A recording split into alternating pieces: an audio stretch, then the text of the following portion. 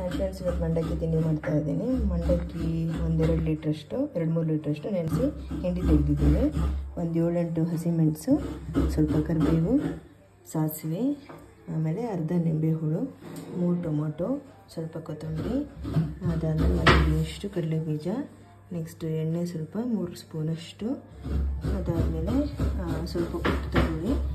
So next ತೆಂಗಿನಕಾಯಿ ತುರಿದಿರೋದು, 3 ಈರುಳ್ಳಿ, ಇದಿಷ್ಟು ತಗೊಂಡು ಈಗ ಹೇಗೆ ಮಾಡೋದು ಅಂತ ಹೇಳ್ಕೊಡ್ತೀನಿ. ನಾನು ಬಿಸಿ ಮಾಡಿಟ್ಟಿದ್ದೀನಿ. ಈಗ ಇದಕ್ಕೆ ಎಣ್ಣೆ ಹಾಕ್ಕೊಳ್ಬೇಕು.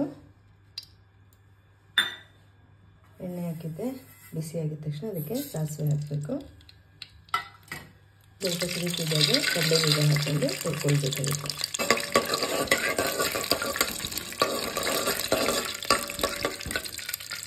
ಸ್ವಲ್ಪ ಮೀಡಿಯಂ ಫ್ಲೇಮಲ್ಲಿ ಇಟ್ಕೊಂಡು ಕಡಲೆಬೀಜ ಕೆಂಪುಗಾಗೋ ಥರ ಹುರಿಬೇಕು. ಕಡಲೆಬೀಜ ಸ್ವಲ್ಪ ಕೆಂಪುಗಾಗ್ತಾ ಇದ್ದಾಗ ಇದಕ್ಕೆ ಹಸಿಮೆಣಸು ಕರಿಬೇವು ಹಾಕ್ಕೊಂಡು ನೆಕ್ಸ್ಟ್ ಟೊಮೊಟೊ ಹಾಕ್ಕೋಬೇಕು. ಈರುಳ್ಳಿ ಹಾಕೊಂಡು ಹುರ್ಕೊಳ್ಬೇಕಾಗುತ್ತೆ.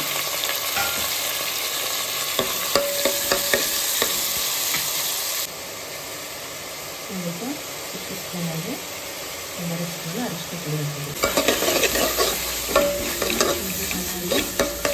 ಮಿಕ್ಸ್ ಮಾಡಿದ್ಮೇಲೆ ಇದಕ್ಕೆ ಉಪ್ಪು ಹಾಕ್ಕೊಳ್ಬೇಕು, ರುಚಿಗೆ ತಕ್ಕಷ್ಟು. ನೆಕ್ಸ್ಟ್ ಅದಕ್ಕೆ ಮಂಡಕ್ಕಿ ಹಾಕಿದ್ದು ಸ್ವಲ್ಪ ಬೇಯಿಸ್ಕೊಳ್ಬೇಕಾಗುತ್ತೆ. ಈಗ ಇದಕ್ಕೆ ಮಂಡಕ್ಕಿ ಹಾಕ್ಕೊಂಡು ಮಿಕ್ಸ್ ಮಾಡ್ಕೊಂಡು ಅದಾದಮೇಲೆ ಕೊತ್ತಂಬರಿ ಕಟ್ ಮಾಡಿಬಿಟ್ಟು ನೆಕ್ಸ್ಟ್ ತೆಂಗಿನಕಾಯಿ ಹಾಕ್ತೀವಿ. ಹಾಕ್ಕೊಂಡು ಇದನ್ನು ಚೆನ್ನಾಗಿ ಮಿಕ್ಸ್ ಮಾಡಿಕೊಂಡು ಇದಕ್ಕೆ ಮಂಡಕ್ಕಿ ಜೊತೆ ಮುದ್ದೆ ಬರುತ್ತೆ. ಸೊ ರುಚಿಯಾದ ನನ್ನ ಫೇವ್ರೇಟ್ ಮಂಡಕ್ಕಿ ತಿಂಡಿ ಈ ಥರ ಮಾಡ್ಕೊಳ್ಳೋದು 5 ನಿಮಿಷದಲ್ಲಿ. ನೀವು ಮಾಡ್ಕೊಳ್ಳಿ, ಮನೇಲಿ ಟೇಸ್ಟ್ ಮಾಡಿ, ಸಖತ್ತಾಗಿರುತ್ತೆ.